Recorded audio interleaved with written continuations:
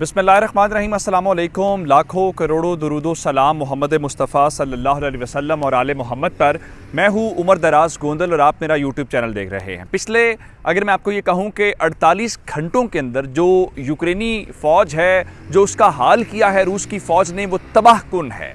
और रूस ने जो अब इस जंग को फाइनल फेज़ की तरफ लेके जा रहा है, और उसने पिछले 48 घंटों के अंदर जो यूक्रेन को सबक सिखाया है और जो यूक्रेन के अंदर काम तमाम किया है, मैं आपके सामने डिटेल सिर्फ ये रखूँगा कि यूरोप का सबसे बड़ा एटमी प्लांट, उसके ऊपर रूस की फ़ौज ने बराह रास्त बमबारी करके तमाम बखिए उधेड़ के रख दिए हैं। जिसको कहते हैं ना, जिसमें से कलेजा निकाल लेना और किसी का कलेजे को बर्बाद करना, बिल्कुल रूस की फ़ौज ने वो किया है। और उसके बाद अमेरिका के अंदर, आलमी तवानाई एजेंसी के अंदर हंगामी मीटिंग्स और हंगामी राब्ते। ये क्या मामला है, रूस यहाँ पे काबू क्यों नहीं आ रहा, ये तमाम डिटेल्स आपके सामने इस बारे में भी रखूँगा। और इस वक्त वहाँ पे सूरत हाल है क्या, तबाही इतनी मच के हो सकती है। दूसरे नंबर के ऊपर चल के रूस ने एक और बड़ी जो डेवलपमेंट की है, वो डेवलपमेंट ये है कि उन्होंने इनकी एक अहम बंदरगाह जो है, जो एक अहम पोर्ट है, उसको अपने कब्जे में ले लिया है। उसका मुकम्मल मुहासरा है, उसके तमाम जो इस सिस्टम है उसको कट ऑफ कर दिया गया है बाकी तमाम चीज़ों के साथ। फिर रूस के सदर ने आज एक बार फिर मगरिब का दबाव लेने से इनकार करते हुए बताया है कि वो जंग कब तक जारी रखेंगे।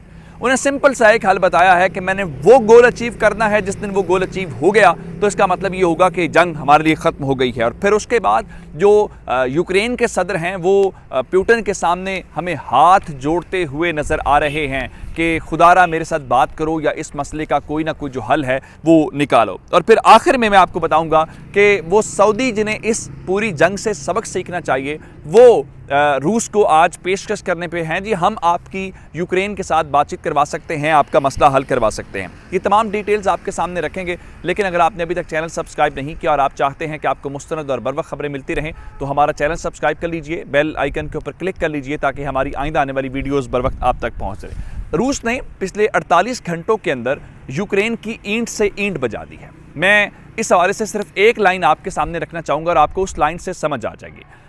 लारोफ जो वज़ीर ख़ारजा हैं रूस के, उन्होंने एक बात की है और वो ये कह रहे हैं कि हम मुज़ाकरात करेंगे, हम बातचीत करेंगे, लेकिन जो यूक्रेन का मिलिट्री इंफ्रास्ट्रक्चर है, जब तक उसको तबाह बर्बाद नहीं कर देते, जब तक उसको मलियामेट नहीं कर देते, उसको सफ़ाए हस्ती से मिटा नहीं देते, हम नहीं रुकेंगे। इसका मतलब ये है कि तमाम दबाव, ये तमाम पाबंदियाँ, ये तमाम चीज़ें किसी काम नहीं आने वाली। ये पहला नंबर है। दूसरे नंबर के ऊपर चल के उन्होंने अब तक का सबसे ख़तरनाक स्टेप लिया है। ख़तरनाक स्टेप क्या होता है?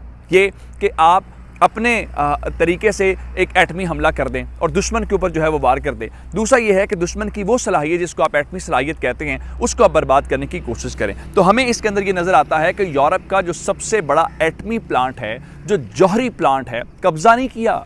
कब्ज़ा करना तो और बात है, जैसे चेरनोबिल के ऊपर उन्होंने कब्ज़ा कर लिया, और इसके हवाले से भी पहले खबर ये आई कि उन्होंने इसके ऊपर कब्ज़ा कर लिया। लेकिन बात कब्ज़े तक नहीं है, उन्होंने तो उसके ऊपर बराह रास्त बमबारी की है और इस बमबारी के नतीजे में अब तबाही मचने के इम्कानात हैं। यानी आलमी तवानाई एजेंसी का बयान आया है, वो कह रहे हैं कि हम तशवीश का शिकार हैं इस वक्त वहाँ पे सूरत हाल क्या है, और हमने यूक्रेन के जो आला हुकाम हैं उनके साथ कॉन्टैक्ट इस्टेब्लिश कर लिया। दूसरे नंबर के ऊपर चल के आप अंदाज़ा इस बात से करें, अमरीकी सदर जो बाइडन है, उन्होंने यूक्रेन के सदर ज़ेलेंस्की के साथ फौरी तौर पर रब्ता करके सिर्फ और सिर्फ इस जौहरी प्लांट के ऊपर जो होने वाला हमला है उसकी अपडेट ली है। ये व्हाइट हाउस का बयान है कि प्रेसिडेंट ने उनसे अपडेट्स ली हैं कि जंग वाला मामला इस हवाले से क्या। मैं आपको बता देता हूँ, ज़पोरिज़िया का मैंने आपको पहले भी बताया था कि इस हवाले से रशियंस ने उसके ऊपर कंट्रोल संभाल लिया है, लेकिन यूक्रेनी कह रहे थे कि अभी कंट्रोल नहीं संभाला। जो आज की बमबारी भी साबित करती है कि रशियंस के पास कंट्रोल नहीं था, उसी वजह से ये बमबारी की है। इस वक्त सूरत हाल ये है कि वहाँ पर आग भड़क उठी है, और आग भड़क उठने से वजह यह है कि मज़ीद तबाही फैल सकती है, साथ रिहायशी इलाके भी हैं। लेकिन सूरत हाल ये है कि रशियन तैयारे मुसलसल बमबारी कर रहे हैं, और उनकी मुसलसल बमबारी की वजह से यहाँ पे बताया गया है कि जो आग बुझाने वाला अमला है यूक्रेनियों का, वो इस वक्त जो है उसके करीब भी नहीं जा पा रहा कि वो आग बुझाएं या अपनी जान बचाएं। और फिर उसमें से एक और जो इंपॉर्टेंट बात है वो ये है कि मजमूई तौर पर अगर आप यूक्रेन की बात करेंगे तो यूक्रेन के अंदर आपको 4 जौहरी प्लांट्स नज़र आते हैं। उसमें 2 तो ऐसे हैं जिसमें चेरनोबिल वाला है, और एक अभी मैंने ज़पोरिज़िया वाला आपको बताया है, ये भी जो है इस वक्त रशियंस के हाथ में चला गया है, तो 4 में से 50% तो जो कैपेसिटी है उन्होंने बर्बाद कर दिया है। जो वो पहले कह रहे थे कि हम इनकी जब मिलिट्री कैपेसिटी जब तक तबाह नहीं करेंगे हम पीछे नहीं हटेंगे। दूसरे नंबर के ऊपर चल के वो एक और काम कर रहे हैं।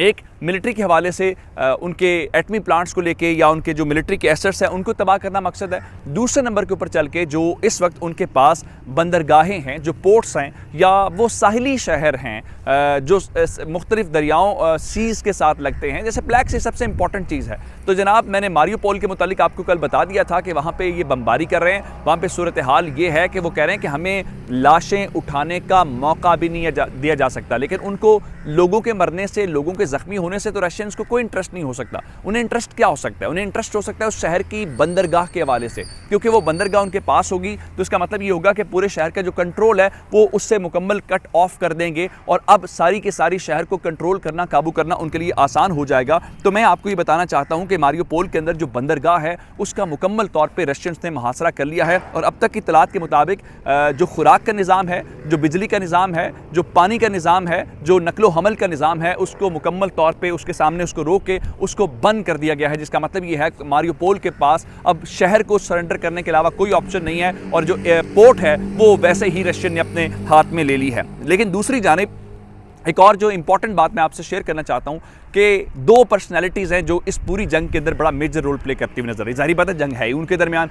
एक है पुतिन जो रूस के सदर हैं और दूसरी जानिब है यूक्रेनी प्रेसिडेंट ज़ेलेंस्की। तो सबसे पहले आज रूस के सदर ने ये कहा है कि जनाब ये जब तक हमारे मिलिट्री टारगेट्स पूरे नहीं होते जंग नहीं रुकेगी। एक और बात, दूसरा उन्होंने कहा कि हमने जो प्लान बताया हुआ है, जो प्लान बनाया हुआ है, जो कि उनके रुकने पार्लिमान कह चुके हैं कि हमने 12 महीने पहले बना लिया था, उनके मुताबिक इस वक्त जो मिलिट्री ऑपरेशन है उस प्लान के ऐन मुताबिक चल रहा है।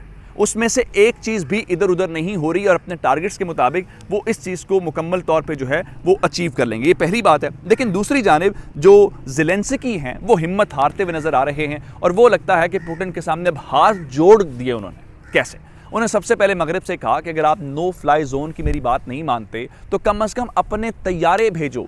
अभी तक जो यूरोपीय यूनियन तैयारे दे रहा है, जो फ्रांस तैयारे दे रहा है, आपको पता है वो तैयारे कहाँ पे हैं? पोलैंड के अंदर। यानी वो यूक्रेन की सरजमीन के ऊपर क्यों नहीं भेजते आप? यही उसका मतलब है। उसने कहा था यूरोपीय यूनियन के सामने अगर आप हमारे साथ हैं तो आप साबित करें कि आप हमारे साथ हैं। लेकिन अब आखिर में उसने क्या कहा है?